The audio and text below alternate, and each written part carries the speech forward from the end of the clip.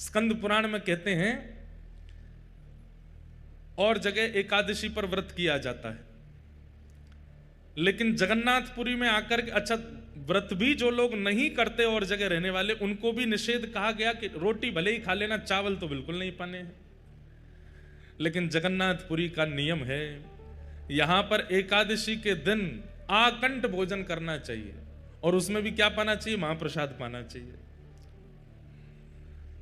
आकंठ। अच्छा एक बात और, कई लोग कहते हैं कि श्री जगन्नाथपुरी में एकादशी नियम होता ही नहीं, और अगर ये बहाना लगा करके होटल पे खा रहे हैं, बाहर कुछ भी खा रहे हैं, चाउमीन पिज्जा बर्गर उड़ा रहे हैं एकादशी के दिन और कह रहे हैं कि यहां तो एकादशी होती नहीं, तो महापाप लगेगा। एकादशी के दिन केवल और केवल महाप्रसाद ही आप लोग पा सकते हैं। ठाकुर जी का अधरामृत पाने की आज्ञा है, बाहर का अपनी जीव के चटोरेपन के लिए कुछ खाने लग जाओगे तो अपराध ही है भैया वो। इसलिए आज एकादशी है। आज हम सवेरे निकले बंबई से, कुछ नहीं पाए, केवल पानी पर रहे, यहां पहुंचे लगभग 12:30 बजे, महाप्रभु का प्रसाद आया। सबसे पहले वही और इतनी कृपा करते हैं महाप्रभु जी, मैं जब जब जगन्नाथपुरी आता हूं अधिकतर मेरा आगमन एकादशी पर ही होता है और एकादशी पर यहां महाप्रसाद पाने का अवसर प्राप्त होता है। भैया एकादशी के दिन यहां महाप्रसाद पाने से एकादशी प्रसन्न हो जाती है, एकादशी तृप्त हो जाती है, एकादशी आपको आशीष प्रदान करती है, एकादशी आपकी सफल हो जाती है। और अब तक जितनी एकादशियों में अपराध बन गए होंगे वो सारे अपराध विमुक्त हो जाते हैं यहां एकादशी के दिन महाप्रसाद पाने से।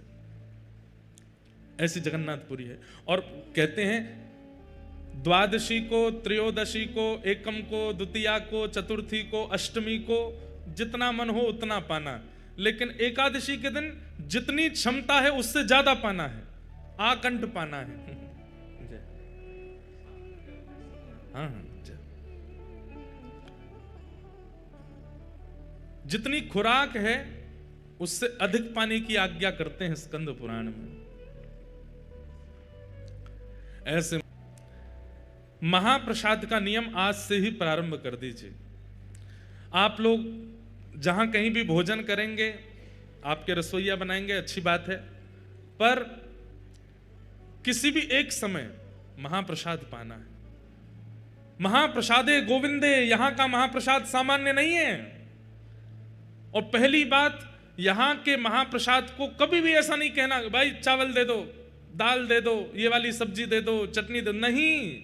आप महाप्रसाद के अलावा अन्य किसी भी शब्द का प्रयोग करेंगे अपराध लगेगा। ठाकुर जी से भी ज्यादा महिमा है यहां महाप्रसाद की। इसलिए महाप्रसाद का नियम आज से आप लोगों को धारण करना है। 7 दिन तक जो यहां रहेंगे 24 घंटे में एक बार महाप्रसाद आपके मुखमंडल में जाना चाहिए। महाप्रसाद के कुछ नियम हैं। पहला नियम, धरती पर बैठ करके ही पाना है। जिन लोगों के पांव में ताकत ना हो वो कुर्सी पर बैठ सकते हैं, बाकी धरती पर ही बैठना है। आसन लगाना नहीं है, किसी भी प्रकार की चद्दर दरीचा कुछ नहीं बिछाना है नीचे, सामान्य पृथ्वी पर बैठिए और सामने पत्तल केले के पत्ते में महाप्रसाद ग्रहण कीजिए। दूसरा नियम, महाप्रसाद के प्रत्येक ग्रास को लेते समय यही मानना है कि श्री महाप्रभु जगन्नाथ जी ही मेरे अंतस्थ में, जैसे कथा में कानों से प्रवेश करते हैं, दर्शन में नेत्रों से प्रवेश करते हैं, ऐसे महाप्रसाद के रूप में मुख से प्रवेश कर रहे हैं, भीतर जा रहे हैं महाप्रभु जी। प्रत्येक ग्रास को लेते समय यही भाव रखना है कि ये महाप्रभु जगन्नाथ जी हैं। एक तिनका भी छोड़ना नहीं, भले ही 2 घंटा लग जाए, घूम घूम करके आओ, थोड़ा पचा के फिर पालो, लेकिन वो छोड़ना नहीं है। एक तिनका भी अगर आप लोग उसका व्यर्थ करते हैं तो उसका अपराध बताया गया स्कंद पुराण में कि फिर देवता आकर के उसको पाते हैं और फिर देवताओं को उच्छिष्ट पवाने। वैसे तो महाप्रसाद उच्छिष्ट नहीं होता है, महाप्रसाद कोई भी पा सकता है, लेकिन आपका उच्छिष्ट कहीं फेंक दिया गया और उसके बाद देवता आकर के जब उसको देखते हैं तो उनको जो क्रोध आता है उस क्रोध का अपराध आपको लगेगा। तो या तो उतना ही लीजिए जितना पा सकते हैं, उससे अधिक यदि लिया है तो एक तिनका भी व्यर्थ ना जाए।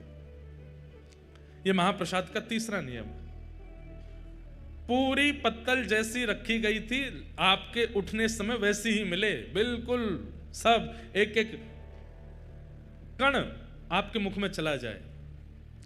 उसका प्रभाव 7वें दिन देखिएगा। नित्य महाप्रसाद पाने का आपको अनुभव होगा कि यहां से लौटने के बाद आपकी भक्ति में, आपके प्रेम में, आपके व्यवहार में, आपके स्वभाव में पहले से ज्यादा दीर्घता आ गई होगी ठाकुर जी के प्रति। क्यों? क्योंकि आपके रक्त में, मांस में, रुधिर में, अस्थियों में, सब जगह महाप्रभु जगन्नाथ जी विराजमान हो गए हैं। इसलिए महाप्रसाद का चौथा नियम, आप पा रहे हैं और कोई व्यक्ति दूसरा पाने की इच्छा रखता है तो आप उसको तुरंत अपने पास बैठा सकते हैं, और कोई आपसे बिना पूछे भी बैठ जाए और आपकी पत्तल में पाने लग जाए तो आप उसको मना नहीं कर सकते। महाप्रसाद झूठा नहीं होता, महाप्रसाद पवित्र ही रहता है। हाँ, बस इतना ध्यान रखना चाहिए लोगों को कि महाप्रसाद पाते समय बन जाए तो ठीक, नहीं बने तो कोई दिक्कत नहीं है कि महाप्रसाद को पाएं तो ये उंगलियां जो हैं ये ओष्ठ का स्पर्श ना करें, ये ऐसे ही ग्रास लें और यहाँ आकर के उसको, अब नहीं बनेगा, कई लोग तो उसको फिर गेरना करना नहीं, पता चली पूरे लत्ता ही बिगाड़ लिए अपने। जिनसे बन जाए तो इतनी दाल माँ डालिए कि जो वो लड्डू जैसी आकृति बने और उसको ऐसे ही पाइए, आपके ये हाथ स्पर्श ना करें मुख का, तो ये और अच्छा है। नहीं बने तो कोई दिक्कत नहीं है, खूब प्रेम से खूब चकाचक पाओ जैसे पा सको। कोई और अगर पाना चाहे तो उसमें कोई दिक्कत नहीं है, वो पा सकता है। महाप्रसाद का ही नियम, 7 दिन तक तो यहां महाप्रसाद पाना ही है। हमारा नियम तो ऐसा है कि हम सुबह से रात्रि तक और कुछ पाने वाले ही नहीं है। हमारे लाल जी की रसोई बन रही है, वो चकाचक उनका भोजन बनेगा, पर हम तो महाप्रसाद ही पाते हैं। जगन्नाथपुरी में हम और कुछ लेते ही नहीं है, महाप्रसाद ही लेंगे। तो महाप्रसाद 7वां दिन जब यहाँ पूरा हो जाए तो यहाँ से जाते समय महाप्रसाद की पोटली आप सब लोग लेके जाइएगा। उसमें से रोज एक तिनका पाना है, एकादशी हो, द्वादशी हो, कुछ भी हो। और सुनिए, सूतक हो, पातक हो, कुछ भी हो, घर में महाप्रसाद रोज पाया जा सकता है। मंदिर में प्रवेश निषेध होता है कई विशेष दिनों में, लेकिन महाप्रसाद को ग्रहण करने की अनुमति हर स्थिति में है। नहाए हो, बिना नहाए हो, पवित्र हो, अपवित्र हो, सो रहे हो, सो के उठे हो, जब चाहो महाप्रसाद का एक तिनका रोज लेना है। महाप्रसाद ये ऐसे महाप्रसाद नहीं बन जाता। जगन्नाथ जी की सबसे बड़ी रसोई है विश्व में। अब सही आंकड़े तो हमको नहीं पता होंगे, लेकिन लगभग 400 चूल्हे हैं। कितने चूल्हे? 400 चूल्हा हैं भीतर, और 700 बनाने वाले सब हमारे सेवक जन हैं। 700 रसोईया कितने हैं भैया? 10,000 आदमियों का भोजन भी ज्यादा से ज्यादा 100-150 लोग बना देते हैं, लेकिन केवल महाप्रभु जगन्नाथ जी, सुभद्रा जी, बलभद्र जी 3 हैं, और चौथे हमारे सुदर्शन जी। इनके लिए प्रसाद बनाते हैं, 700 सेवक जन लगते हैं। वो भी बड़े नियम से लगते हैं, और वे भी कोई पुरुष रूप में नहीं हैं, तो वो पुरुष रूप में ही, लेकिन भीतर प्रवेश करते ही रसोई घर में वे सब ठाकुर जी की सहचरियां हैं, उसी भाव से ही निर्माण करते हैं। निर्माण होने के बाद में फिर उसका गोपाल मंत्र से उसका आवाहन होता है, आदि आदि बड़े नियम से महाप्रसाद सिद्ध होता है। उसके बाद जब वो रसोई घर से महाप्रभु जी के पास जाएगा, कोई सामने नहीं आना चाहिए, ऊपर से पक्षी भी नहीं जाएंगे, एक कुछ भी ऐसी घटना होती है, फिर भोग ठाकुर जी को नहीं पधराया जाता। महाप्रभु जगन्नाथ जी के सन्मुख पधराने के बाद भी वो महाप्रसाद नहीं बना है। महाप्रभु जी को पधराने के बाद फिर वो बगल में ही विराजमान श्री बिमला माता जी को पधराया जाता, उसके बाद वो महाप्रसाद होता है। बिमला माता कौन है? दर्शन कीजिएगा। जो शक्तिपीठ हैं भारत में, उनमें से एक शक्तिपीठ महाप्रभु जगन्नाथ जी के मंदिर में ही है, विमला देवी। महाप्रभु जी को प्रसाद अर्पित होने के बाद में विमला देवी जी के सन्मुख पधराया जाता है, और जब विमला देवी उसको पा लेती हैं तब वो महाप्रसाद कहलाता है। उसके बाद वो सब देवी देवताओं में, सब में वितरण होता है, सब भक्तों में वितरण होता है। उसके बाद आनंद बाजार में आता है और वहां से हम आप सब लोगों को मिलता है। विमला देवी कौन है? पार्वती। आप कहेंगे महाराज जी नारायण और लक्ष्मी जी का तो मेल देखा है, आप कहेंगे कृष्ण किशोरी जी का मेल देखा है, पर ये जगन्नाथ जी का विमला देवी पार्वती जी कैसे विराज रही हैं? तो एक बहुत सुंदर कथा है स्कंद पुराण में। ठाकुर जी का महाप्रसाद सबको नहीं मिलता था जगन्नाथ जी के विराजमान होने से पहले। ध्यान से सुनिएगा, श्री ठाकुर जी का महाप्रसाद सब जगह प्रसाद है, यहां महाप्रसाद है। ये महाप्रसाद या तो जगन्नाथपुरी में है या वैकुंठ में है, और तीसरा कोई स्थान नहीं है महाप्रसाद का।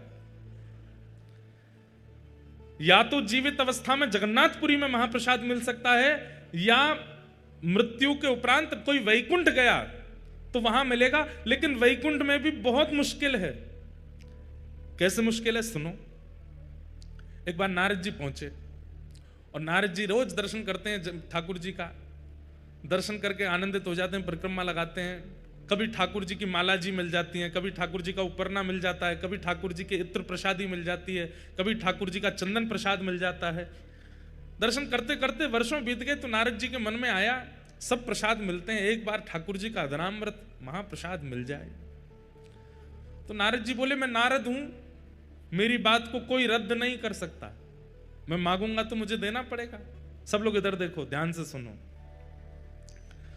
तो श्री नारद जी महाराज प्रार्थना करने लगे, जय विजय से प्रार्थना की, निरस्त हो गई।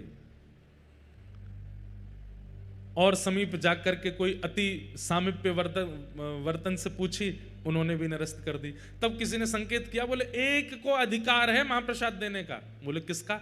लक्ष्मी जी का।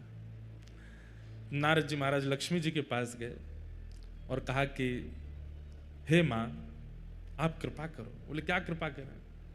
ठाकुर जी का महाप्रसाद चाहिए हमको। लक्ष्मी जी बोली क्या बात कर रहे हो? बोले हाँ, ठाकुर जी जो प्रसाद पाते हैं उसके बाद जो महाप्रसाद, तिनका प्रसाद, वो हमें चाहिए। लक्ष्मी जी बोली असंभव, वो नहीं प्राप्त हो सकता। बोले क्यों? बोले जब ठाकुर जी प्रसाद पाते हैं तो ठाकुर जी की प्रसाद पाती जैसे ही ठाकुर जी उठ के जाते हैं, वो थाली जो है ना, उस पर सबसे पहले अधिकार तो हमारा है। और हमारे बाद ये जितनी सहचरियां वैकुंठ की हैं, जितनी हमारी सेवा में रहती हैं, इन सबके भी साल बटे हुए हैं, इतनी संख्या में हैं कि एक साल में केवल इतनी सखियों को मिलेगा, उसके अगले साल इतनी सखियों का नंबर आएगा, फिर उस अगले साल 100 साल में जाकर के तो सखियां पूरी होती हैं, इनको भी पूरा नहीं बटता। जय विजय आदि तक को प्राप्त नहीं हो पाता, आपको कैसे दे दें? एक एक तिनके के भी 5-5 हिस्से होते हैं और वो बटता है सब में। सोच रहे हैं आप? ठाकुर जी की प्रसादी का एक चावल, उसके 5 हिस्से किए जाते हैं, और वो थोड़े थोड़े छोटे छोटे से हिस्से जो हैं तिल के बराबर, वो बटते हैं, वो पा करके आनंदित होते हैं। कैसे देते हैं आपको? बिल्कुल समय ही नहीं है, यहाँ तो अभी लंबी लाइन है, 1-1.5 करोड़ साल बाद आना, तब हो सकता है कि एक तिनका का एक अंश तुमको मिल जाए। नारद जी महाराज बोले मुझ पर कृपा करो, इतना प्रतीक्षा नहीं कर सकता, एक बार महाप्रसाद पाना है। 1 दिन, 2 दिन, 10 दिन, 1 महीना बीत गया तो लक्ष्मी जी बोली एक काम हो सकता है। बोले क्या? अपने जटा जूट खोल लो, लहंगा फरिया पहन लो, गले में सुंदर हार धारण करके, कानों में कुंडल लगा के, आंखन में काजल लगा के गोपी बन के आओ, तो हम तुमको सहचरियों में ले लेंगे अंदर, और फिर सहचरियों में फिर वहां तुम थोड़ा हट पूर्वक, छल पूर्वक, कैसे भी करके जिस पंक्ति का प्रसाद, महाप्रसाद का समय, उसमें कैसे भी बैठ जाना, तो तुमको एक तिनका मिल जाएगा। नारद जी बोले इसमें क्या, हमारे ठाकुर जब लाली बनवे में संकोच ना करे तो हम कब करेंगे? और श्री नारद जी तुरंत महाराज अपनी जटा जूट खोल करके बढ़िया सुंदर शीश पर चुनरी। इसका भाव क्या है? ठाकुर जी की निज सेवा में जाने के लिए चाहे जहां हो, गोपी तो बनना पड़ेगा। और गोपी मतलब हृदय से गोपी। नारद जी महाराज सखी बन गए। लक्ष्मी जी चुपचाप उनको रसोई घर में ले गई। बोले ठाकुर जी को नहीं पता चलना चाहिए, क्योंकि इतने सब लोग हैं, सब पर कृपा होती है, तो ठाकुर जी को कोई ये इस प्रकार से कोई प्रवेश करता, ठाकुर जी को बहुत संकोच लगता है कि अभी इतने लोग बैठे हैं, इतने वर्षों की प्रतीक्षा है, और आप जबरदस्ती ये वीवीआईपी बीच में घुसे आए हो। ठाकुर जी को अच्छा नहीं लगता, इसलिए ठाकुर जी को पता नहीं चलना चाहिए, चुपचाप यहाँ सेवा करते रहो। नारद जी बेचारे कभी बर्तन मांजने की सेवा, कभी सामग्री अमनिया करने की सेवा करते हैं। एक दिन ठाकुर जी का महाप्रसाद मिले, और एक दिन पता नहीं कैसे योजना बनी और नारद जी उस पंक्ति में बैठ गए जिस पंक्ति में महाप्रसाद के 5-5 टुकड़े बांटे जा रहे हैं। नारद जी महाराज सामने बैठे, लक्ष्मी जी परोसती भाई जैसे ही आई तो नारद जी को थोड़ी देख करके उनको कृपा की इच्छा हुई, और उन्होंने महाप्रसाद के 2 तिनके, महाप्रसाद चावल के 2 तिनके उनके हाथ में धर दिए। कहां एक तिनका के 5 हिस्सा बांटे जा रहे हैं, उन्होंने 2 तिनका दे दिए। और जैसे ही महाप्रसाद हाथ में आया तो जैसे अत्यंत दिनों का प्यासा व्यक्ति उसको पानी दिख जाए, वो कहां रोक पाता है। आपने तुरंत एक महाप्रसाद का तिनका अपने मुख में जैसे ही धारण किया, आहा, वो धारण करते ही आपको प्रेम लक्षण प्रकट होने लगे, नेत्रों से अविरल अश्रुधार गिरने लगी, रोम रोम पुलकित हो गया। भुजा उठाकर के श्री नारद जी महाराज नृत्य करने लगे। हा कृष्ण, हा माधव, हा केशव, हा गोविंद, हा मधुसूदन। प्रेम की अद्भुत अवस्था प्राप्त हो गई नारद जी को। इतने वर्षों में संकीर्तन करके भी जो ठाकुर जी की अवस्था नहीं मिली थी, वो अवस्था केवल महाप्रसाद प्राप्त करते ही नारद जी की प्रकट होने लगी। इतने में ठाकुर जी की दृष्टि गई, ये कौन सखी है, ये कौन नई नवेली सहचरी है, इतनी जोर से नृत्य कर रही है। लक्ष्मी जी बोले कोई नहीं मैं संभालती हूं। लक्ष्मी जी हाथ पकड़ करके लेके गई नारद जी को, और क्या कर रहे हो, फंसवाओगे सबको। नारद जी के तो नेत्र लाल पड़ गए। बोले हे मां, अभी तो केवल एक तिनका पाया है, और ये तिनका पाकर के मैं इतना आनंद में आ गया हूं। वर्षों से, करोड़ों वर्ष निकल गए नाम जपते जपते, ऐसी स्थिति का अनुभव नहीं किया जो स्थिति का अनुभव केवल महाप्रसाद का एक तिनका पाकर के मुझे हो रहा है।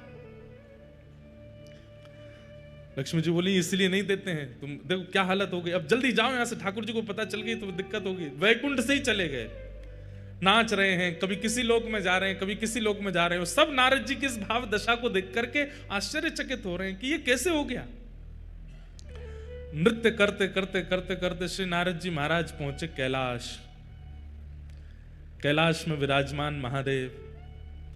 बाकी सब तो नारद जी का नृत्य देख करके अनुमान लगा रहे हैं कि हुआ क्या है, लेकिन महादेव तो महादेव हैं, वो तो देखते ही पहचान गए। नारद जी नृत्य कर रहे हैं, भुजा उठा करके तुरंत महादेव गए, और महादेव जाकर के हाथ जोड़ के बोले, हे मेरी गृहिणी के गुरुदेव, हमारी पार्वती जी पत्नी के गुरुदेव हो आप। हमें पता है कि कोई अद्भुत पूंजी मिली है ठाकुर जी की, और उसी से ये भावावेश आपके चित्त में आ रहा है। अब प्रतीक्षा नहीं हो रही है, जल्दी हमें प्रदान कर दो। नारद जी बोले मेरे पास नहीं है। बोले मुझे सब दिख रहा है, हाथ में दबाए बैठे हो, एक तिनका पा लिया, एक अभी बच्चा, ये हमको दे दो। नारद जी बोले प्रभु बस इच्छा नहीं हो रही है, इसके प्रति तो स्वार्थ हो रहा है कि मैं कैसे दे दूं आपको। शंकर जी बोले अच्छा, तो फिर आगे तुमको बहुत काम पड़ेंगे हमसे, फिर क्या करोगे। अरे भाई हम भी महादेव हैं ना, हम पे भी कृपा कर दो। अकेले नृत्य करने में क्या सुख मिलेगा, हमें दे दोगे तो हम भी नृत्य करेंगे, दोनों फिर साथ में नृत्य करेंगे, यमुना पुलिन पर नृत्य करेंगे, समुद्र तट पर नृत्य करेंगे, कैलाश की चोटियों पर नृत्य करेंगे, 1 से 2 भले। नारद जी बोले हाँ ये तो ठीक है, अकेले नृत्य करने से ज्यादा सुख तो एक संग में और हो जाए तो और सुख मिलेगा। तुरंत नारद जी ने वो महाप्रसाद का एक तिनका महादेव को दिया, और जैसे ही महादेव ने पाया तो जो दशा अभी तक नारद जी की वो महादेव की भी हो गई। जटाजूट खोल करके महादेव भी भुजा उठा करके कभी नारद जी के गले में गलवैयां डाल करके नृत्य करें, और नेत्रों से अश्रुपात हो रहा है, प्रेम लक्षणा भक्ति प्रकट हो गई दोनों के चित्त में। कभी यमुना तट पर, कभी गंगा तट पर, कभी नर्मदा तट पर, कभी समुद्र तट पर, कभी हिमालय की चोटियों पर, कभी किसी लोक में, कभी किसी लोक में, बस विचरण करके भावावेश में नृत्य कर रहे हैं। पार्वती जी बोली महादेव को हुआ क्या है, भावावेश में रुदन करते रहते हैं, नृत्य करते रहते हैं, इतने आनंद में छके पगे हमने पहले कभी नहीं देखे। महादेव आनंद में तो हमेशा रहते हैं, लेकिन महादेव का आनंद कैसा है, प्रकट नहीं करते हैं, अंदर ही अंदर इंट्रोवर्ट है महादेव, नेत्र बंद करके बैठे रहेंगे। लेकिन अब महादेव की स्थिति ऐसी है कि जो आनंद हृदय का है वो प्रकट हो रहा है। अरे कहां तक कहें, नारद जी और महादेव का जो दर्शन करता है वो भी नृत्य करने लगता है, उसके चित्त में भी वही भाव प्रकट हो जाता है। परंतु पार्वती जी समझ गई कि कुछ तो इन्हें ऐसा मिला है जिसके कारण ये ऐसे हो रहे हैं। महादेव से पूछा, महादेव ने तो उत्तर नहीं दिया, तो सीधे नारद जी के चरण पकड़े, गुरुदेव आपने क्या दिया है इनको, कुछ तो आपने खिलाया है, कुछ तो आपने ऐसा बताया है, या कुछ तो आपने दिखाया है जिससे ये ऐसे हो गए, मुझे भी दिखाओ, मुझे भी बताओ, या मुझे भी खिलाओ। आनंद में छके छके नारद जी के मुख से निकल गया, बोले अरे देवी क्या बताए, बहुत तप करना पड़ता है, तब जाकर के ठाकुर जी का अदरामृत 2 तिनका महाप्रसाद का मिलता है, उसको एक नारद जी पाते हैं, दूसरे आपके पतिदेव पाते हैं, तो ये भाव दशा होती है। बोले 2 ही तिनका थे, बोले हाँ। एक आपने पा लिया, बोले जी, और एक, बोले एक इनने पा लिया। तो इन्होंने हमको क्यों नहीं दिया? एक के 2 तिनका भी तो हो सकते थे, और हमने तो सुना वैकुंठ में 1 के 5 तिनका होते हैं, तब बांटा जाता है।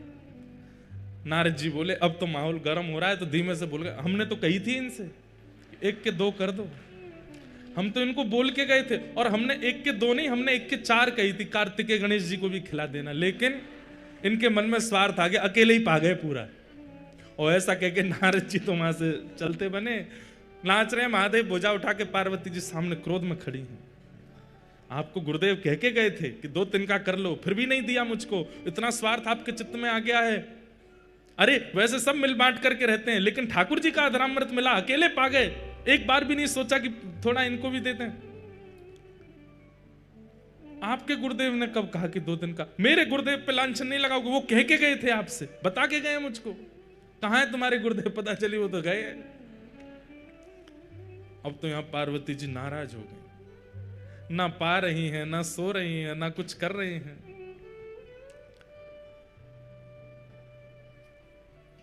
महादेव पहुंचे, देवी क्या बात है? बोले मुझे भी महाप्रसाद चाहिए। तो महादेव बोले देखो, अब महाप्रसाद के लिए तो बहुत यत्न करना पड़ता है, तब जाकर के वो प्राप्त होता है। अब वो यत्न दोबारा कौन करेगा? मुझे नहीं पता, मुझे चाहिए। तब महादेव ने ध्यान करके पार्वती जी को बताया कि तुम्हारा पूर्व रूप जो सती का था, जहां जहां जो जो अंग पड़े थे वहां वहां शक्तिपीठ प्रकट हो गई।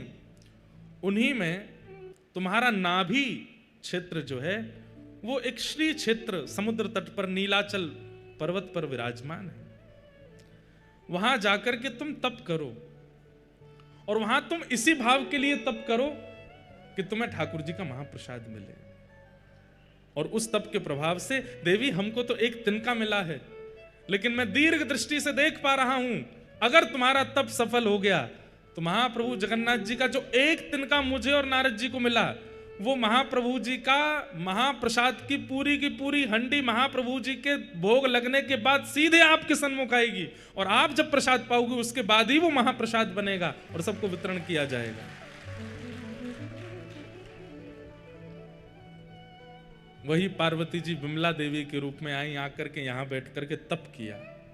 किसके लिए तप किया? आपका महाप्रसाद चाहिए।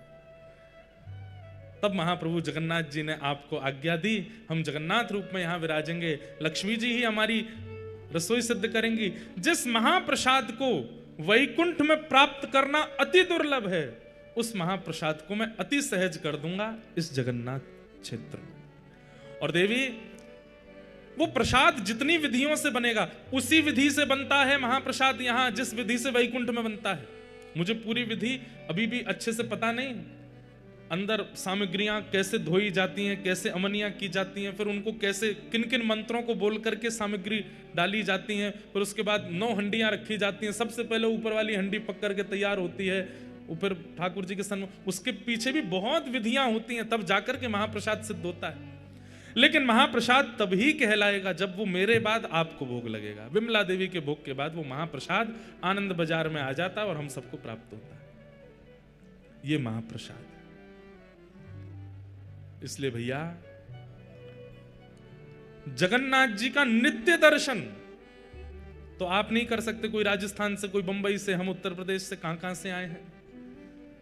और कलयुग में जन्म लेने वाले व्यक्ति को अगर अपना कल्याण चाहिए तो कलयुग के प्रधान देव जगन्नाथ जी का नित्य दर्शन करना पड़ेगा, तभी उसका उद्धार होगा, नहीं तो नहीं होगा। हम कैसे करें? रोज फ्लाइट ले लेके तो आ नहीं सकते। तो इसलिए महाप्रसाद जो है वो जगन्नाथ जी का ही रूप है। यदि उसे हम अपने साथ लेकर के जाते हैं और नित्य महाप्रभु जी का स्मरण करके प्रातः प्रथम अपने मुख में कुछ और धारण करना ही नहीं, सीधे महाप्रसाद ग्रहण करना है, तो नित्य जगन्नाथ जी के दर्शन का जो फल होता है वो हमें नित्य प्राप्त हो जाएगा। इसलिए आज से महाप्रसाद जी का नियम धारण कर लीजिए, प्रत्येक दिन महाप्रसाद पाना है। प्रणाम करते हैं बंधुओं, ये साक्षात कृष्ण है। अगर आप श्री मंदिर में जगन्नाथ जी का दर्शन कर रहे हो, बलभद्र जी का, सुभद्रा जी का, तो आप ये मत मानिएगा ये दारू ब्रह्म है, ये मत मानिएगा ये कोई प्रतिमा है, ये कोई पाषाण है। आपके नेत्रों ने सच, आपके नेत्रों ने साक्षात श्री कृष्ण को देख लिया है। अगर जगन्नाथ जी को देख लिया तो कलिकाल में श्री कृष्ण जगन्नाथ जी हैं। एक बात सुनिएगा, बहुत छोटी सी बताऊं। महाप्रभु जगन्नाथ जी साक्षात परमात्मा हैं, इसका प्रमाण क्या है? इसके अनेक प्रमाण बताए गए, लेकिन उसका एक बड़ा अद्भुत प्रमाण बताया गया है। क्या? कि वे जब जब रथ यात्रा के लिए, जब जब स्नान यात्रा के लिए, स्नान पूर्णिमा के लिए अपने श्री मंदिर ब्रह्म वेदी से निकल करके बाहर आएंगे, मंदिर से बाहर आते ही चाहे कैसा भी मौसम हो, एक बूंद तो आकाश से वर्षा की गिरेगी। ये प्रमाण है जगन्नाथ जी का कि वो परमात्मा है। अभी बाहुड़ा यात्रा हो रही थी, जब जगन्नाथ जी की रथ यात्रा, उल्टा रथ जब आता है, उस समय मैं दर्शन के लिए गया। जो महाराज जी मंच पर बैठे थे, ये भी थे हमारे अभी भैया, ये भी थे साथ में, हमारे देवी भैया भी थे, और भी सब लोग थे साथ में। एक तो हम यहाँ आकर के यहीं के पंडा पुजारियों जैसी पोशाक पहन लेते हैं, तो सबको लगता है यहीं के पुजारी जी हैं ये। इतने पुजारी हैं यहाँ पे कि पता ही नहीं चलती बाहर का कौन भीतर का कौन। तो हम थोड़े भीतर चले गए। भीतर जा करके, इतने भीतर तो नहीं जा पाए, लेकिन वहाँ सब मठों के सब संत जन खड़े थे, सबके सामने वो दृश्य मैं कैसे बताऊं उसको, तो कोई मैं फिल्म बनवा करके भी नहीं बता पाऊंगा कि वो अनुभव कैसा था। तो गुंडीचा में हम भीतर चले गए, तो वहाँ सब संतों ने अपने पास खड़ा कर लिया, बोले यहीं खड़े हो जाओ, यहीं से सामने से जगन्नाथ जी निकलेंगे। मैंने कहा ठीक है। तो सबसे पहले श्री बलभद्र जी आए। बलभद्र जी आए तो मेरे सिर में ऐसा लगा कि जैसे मानो किसी ने बर्फ रख दी हो, इतने रोंगटे खड़े हुए, इतने बिल्कुल सामने से बलभद्र जी निकल के गए। उसके बाद फिर सुभद्रा जी आए। सुभद्रा जी को देख करके भी रोम रोम पुलकित हो गया, बिल्कुल सामने से ही जा रहे हैं। आहा, मधुर दर्शन हो रहे थे। प्रतीक्षा हो रही थी कि जगन्नाथ जी आएंगे बस। फिर उसके बाद सुदर्शन जी आए, सुदर्शन जी गए। सुदर्शन जी जाते हैं, फिर तीनों रथों का परिक्रमा करके फिर विराजते हैं, पूरा सुरक्षा करके। सबसे पहले शायद सुदर्शन जी जाते हैं, तीनों रथों की परिक्रमा करके बैठते हैं ताकि रक्षा हो जाए, सब चारों तरफ घूम जाते हैं। अब तीसरे आने वाले हैं श्री जगन्नाथ जी। आहा, आंख में की पलकें भी यूं गिरती हैं तो यूं मन करे कि यहाँ कोई टेप वेप लगा लें, ये गिरे नहीं। वो जैसे ही बाहर निकलें तो वो दर्शन हो। मतलब ये कैमरा भी दूर है, ये जो पत्तियां हैं इतनी दूर ही खड़े हैं द्वार से, और ऐसे जगन्नाथ जी निकलने वाले। तभी बगल में एक महाराज जी खड़े थे, उनसे बोले आपको पता है महाप्रभु जगन्नाथ जी साक्षात परमात्मा हैं? ये प्रश्न किया गया, ये परमात्मा है, इसका प्रमाण क्या है? तो उसके कई प्रमाण बताए गए, उनमें से एक प्रमाण क्या है? ये जब भी श्री मंदिर से बाहर निकलेंगे और सूर्य की प्रथम किरण में आएंगे तो चाहे एक बूंद गिरे आकाश से गिरेगी। इस बात का प्रमाण है कि ये परमात्मा। मैंने कहा महाराज जी वो घंटे बज रहे थे जोर जोर से, बस अब तो हल्ला शुरू हो गया, महाप्रभु जी आने वाले हैं। आकाश में मैं देखूं दूर दूर तक कोई बादल नहीं। मुझे तो घबराहट सी आने लगी। मैंने कि लाला ने लाज बचाइयो अपनी, बादल तो दूर दूर तक दिखना रहे, बरसे को कहां थे। हमारे होली में एक रसिया गाया जाता है, ब्रज की तो है लाज मुकुटवारे, ब्रज की तो है। सब नंदगाम के सखा लाला को बरसानो भेज रहे हैं होरी खेलवे के काजे, तो ठाकुर जी का मुकुट पूजन करते हैं, और मुकुट पूजन करके कहें लाला नाक बचाए के आइयो हमारी, पतो चरी कहीं बरसानी की सबरी गोपीन ते मार खाया आयो, ने हमारो मुकुट ने ध्वजा ऊपर करके आइयो। तो सब ठाकुर जी का तिलक करते हैं, कोई ठाकुर जी के यहाँ पे राखी बांधे, कोई ठाकुर जी को कुछ पहनावे आदि। तब ये रसिया गाते हैं, ब्रज की तो है लाज मुकुटवारे, ब्रज की तो है चंदा सूरज तेरो ध्यान धरत है, चंदा सूरज तेरो ध्यान धरत। अरे ध्यान धरे नव लख तारे, ध्यान धरे नव लख तारे, ब्रज की तो है। अरे लाला ये चंद्रमा सूरज तेरो ध्यान करें, सबरे तारे तेरी उपासना करें, केवल ब्रज को ध्यान मत करियो, ये चंद्रमा सूरज तारे इन सबन की भी लाज रख के आइयो, कहीं बरसाने की गोपीन पिट मत आइयो लाला। ऐसा कहते हैं। तो उस दिन मैं भी यही रसिया गा रहा था। मैंने कि ऊपर तो कोई बादल है नहीं, और ये महाराज जी वो कह रहे कि ठाकुर जी बाहर आएंगे तो बूंद गिरेगी। चाहे एक बूंद गिरे, चाहे नेक बरखा, मंदम मंदम जलधरा। ठाकुर जी के प्राकट्य में लिखा है श्रीमद् भागवत में, जैसे ही देव की मैया के गर्भ से ठाकुर जी प्रकट भये, मंदम मंदम मंदम जलधारा गिरने लगी आकाश से। मन में बार बार उत्साह भी हो, डर भी लगे। जैसे कोई अपनो व्यक्ति किसी प्रतियोगिता में भाग ले तो डर लगता है ना कि हार तो नहीं जाएगा। ऐसी लगे मिल कि बलभद्र जी गए, सुभद्रा जी गई, सुदर्शन जी गए, लाला अब तेरी बारी है, नेक बरसा तो कर दी हो तो बात सत्य हो जाएगी। और महाराज ऐसे आते हैं महाप्रभु जगन्नाथ, वो क्या बोलते हैं उसको, तितला, क्या कौन सा मुकुट पहनते हैं सिर पे, हैं? तालिया, ताहिया, हाँ वो ताहिया, ये धारण करके महाराज जैसे ही निकल के बाहर आए हैं, यहाँ पुजारी लगे हैं, यहाँ पंडा लगे हैं, दैतापति सब ठाकुर जी को खींचते हुए बाहर ला रहे हैं। और जैसे ही गुंडीचा मंदिर के मुख्य द्वार से महाप्रभु जी जैसे ही बाहर आए, प्रथम दर्शन हुआ, कहां से बादल आए और तुरंत वर्षा वहां गिरने लगी।